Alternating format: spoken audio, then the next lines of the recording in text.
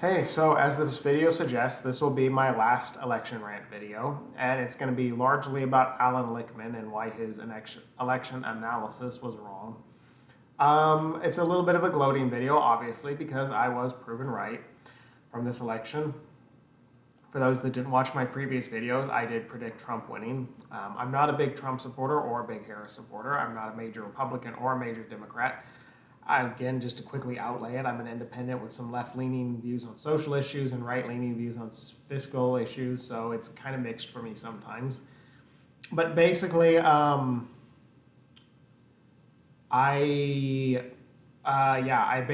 given Trump the election after they subbed Harris out for Biden.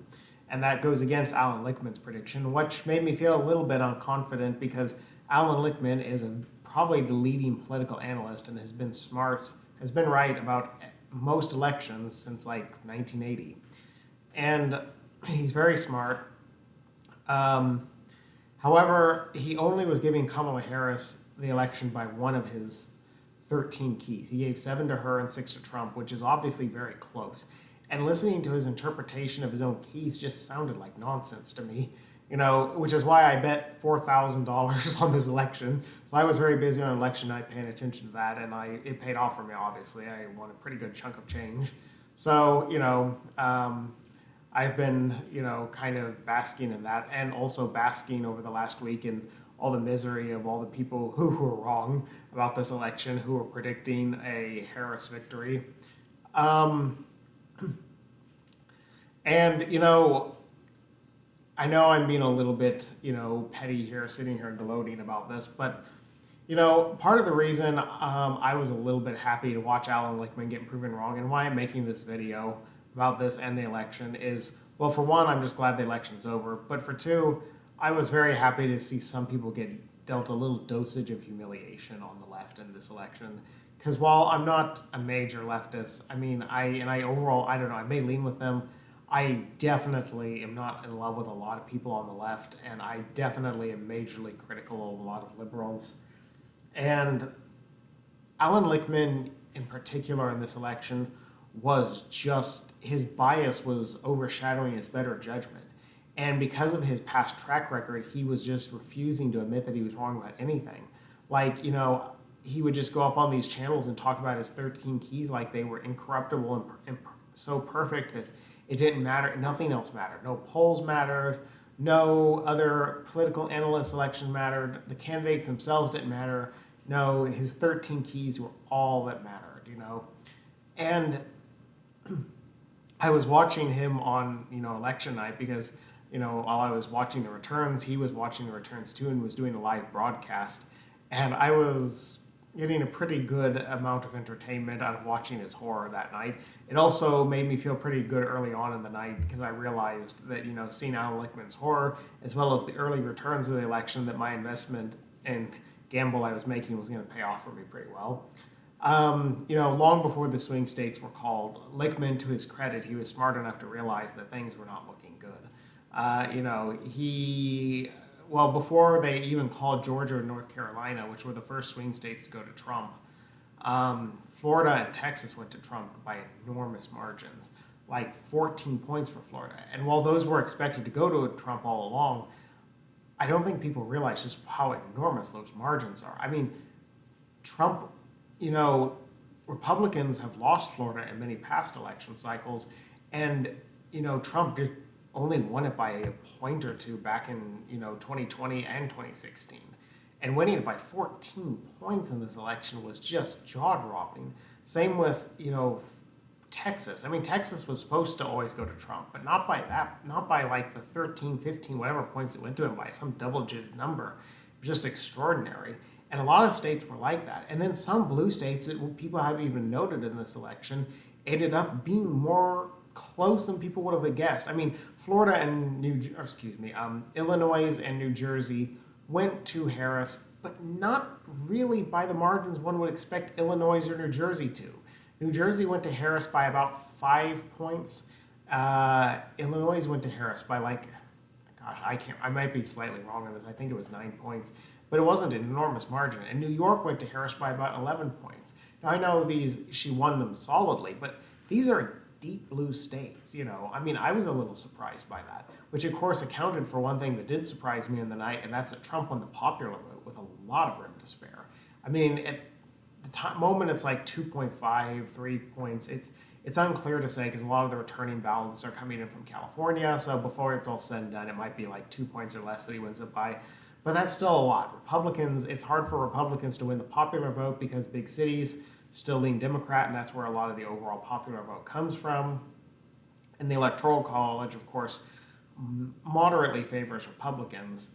But yeah, I mean, that was extraordinary that he won it by that margin. He definitely did not win it by that margin in 2016.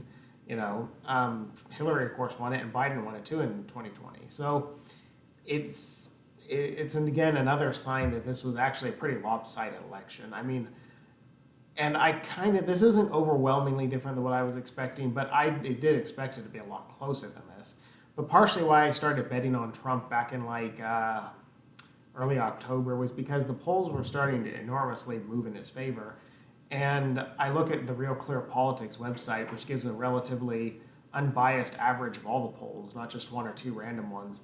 And the fact that the polls had went to Trump and were favoring him by about a point or two really was a sign that he actually was doing probably much better than that, because Trump traditionally polls at huge deficits. And the RCP site had the comparisons for different states as where he was polling in 2016 and 2020. And he was polling way, way, way, way down in 2016 and 2020. And then of course in 2016 he won. In 2020 he lost, but he didn't lose by the margins that people think he did. It was projected to be a landslide for Biden, and it ended up being moderately competitive.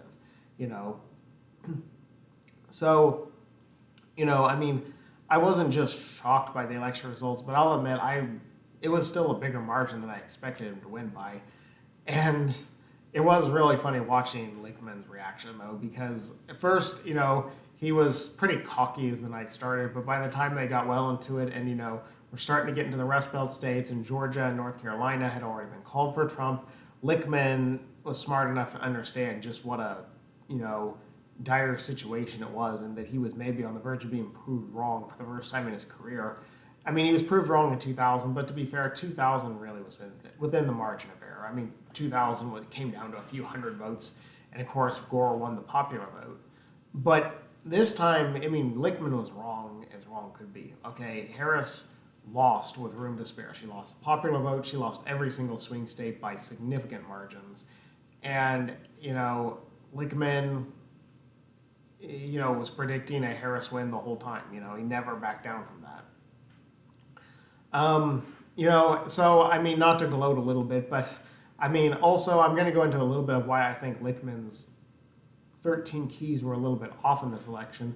While I have respect for the 13 keys that he makes his model for the election predictions on, I think it's a very good system. I mean, it's, once again, a sign of his brilliance, and his interpretation of the keys are generally good. This time, I mean, there was some serious problems I had with certain things he was saying in this election. Like, for instance, he gave Biden the key for having major legislative accomplishments throughout his first term. And of course, in Lichtman's model, even though this is Harris running, she's running on the incumbent party's ticket, so that she gets some credit for that, or discredit for that.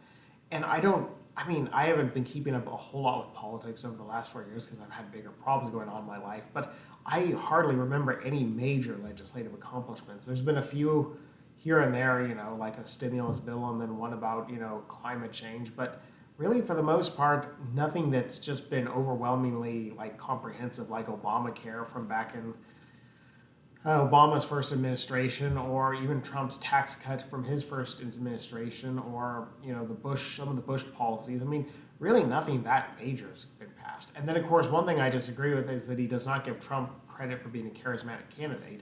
Trump is absolutely a charismatic candidate. Whether you love him or loathe him, there's no denying that. This guy has enormous amounts of support from people all over the political spectrum, and he can do just about anything and get away with it sometimes. So I don't know. Plus, Lichtman would say so many things that were just completely ridiculous. Like, RFK Jr. endorsement of Trump was going to help Harris, or that, or I don't know. That was a good one right there because I that's just ridiculous. I mean, a major third party candidate dropping out and endorsing one candidate, how and saying it's going to help the other candidate. Um, but anyways, where I'm going with this is that I was always very critical of Lichtman's model, and to be fair, I mean, you know, I wouldn't. I mean, I could have easily been wrong in this election. I'm not just meaning to sit here and gloat like, no, I have all the answers because I could have been wrong. But I was also listening to some other political analysts as well, like David Axelrod, who's Obama's campaign manager. He's a very smart guy, and he for a long time was giving Trump the advantage. So I also was taking David Axelrod's advice into account. And there were plenty of people predicting a Trump win in this, so I wasn't just totally going out on a limb. But like I said, I'm also just immensely glad this election's over. I mean, I know everybody says like elections suck or whatever these days, but this one seemed to be truly one of the most just stupid elections I've seen in my lifetime thus far. I mean, in terms of the candidates we were given, in terms of the way both parties handled it. I mean, on the Republican side, Trump has such control over the Republican Party, it's scary sometimes. You go to the Democratic side then, and all they can put forward is political hacks that are just figureheads, whether it be Biden, Harris, or Hillary. I mean, Obama really didn't have tons of grassroots support, but at least he had some. And same with maybe going back to Bill Clinton would be the last one I can think of that was. But it's clear the Democratic Party has a lot of top-heavy establishment control in who chooses their candidates, and it seems to be getting worse, not better. I mean, I half expect them, as I saw the Jon Stewart, mock of it, to run Joe Biden again in 2028 or something, or Hillary, or Kamala Harris, or some other, joker we've already seen. So I don't know. I'm glad this election's over. I hope the Democrats learn their lesson and actually start listening to their voters and going for popular support for their candidates rather than just trying to tell us all who we have to vote for. I hope that Trump will stay away from the worst elements of the Republican Party and will reject idiotic things like Project 2025. I can't even tell you how much I hope he stays away from all the nonsense I've seen of that. I think he will. Don't get me wrong. Most Republicans and Trump have said they want nothing to do with that. But of course, the political conservative, agenda, Project 2025, is truly just right-wing conservative fascism in print. And if it ever comes to policy, that would be a truly horrifying thing and something that needs to be resisted at all costs. And again, I'm not going to go on a big rant about this because I don't think it's going to. But I'm just saying, there are some worrying things about, Trump being back in control. But I mean, I still believe Trump is vastly better than certain Republican candidates out there like Jeb Bush or Ted Cruz or some of these other right-wing, or even his VP, J.D. Vance, who I don't like at all. J.D. Vance antiphasizes, a lot of the worst elements of the right wing, if you ask me. I don't like that Trump chose him as his VP. That's not really a good sign. But, I don't know. Trump does whatever Trump wants at the end of the day. Donald Trump is his own renegade. And that's, I guess, the best positive and negative thing to say about him is that, he's not going to stick to any agenda. Trump operates on his own agenda. And that can be unpredictable and sometimes not a good thing. But the good thing is he's not going to just always push the right-wing agenda. And, he won't push the left-wing agenda. But, so there's positives to Trump being reelected. Stock market's been going way up. So, on the whole, I'm not just elated with Trump's win, other than the fact that I made a cool 2,800 off it. But I mean, I'm not just horrified by it, and I've been enjoying a lot this last week or so of the gloating and basking in the misery of all the people that were so confident in Trump's upcoming defeat, especially Allan Lichtman, who is getting a much-needed dosage of humiliation. Except right now, half the time when he goes on these shows like CNN, I saw him the other day, he was saying that the reason he was wrong is because democracy is over. My election model predicts on the it counts on the rational choice of the electorate, and that they're rational and they vote on a democratic basis. So that was a way for him to basically say, well, I was only wrong because all of Americans are just idiots.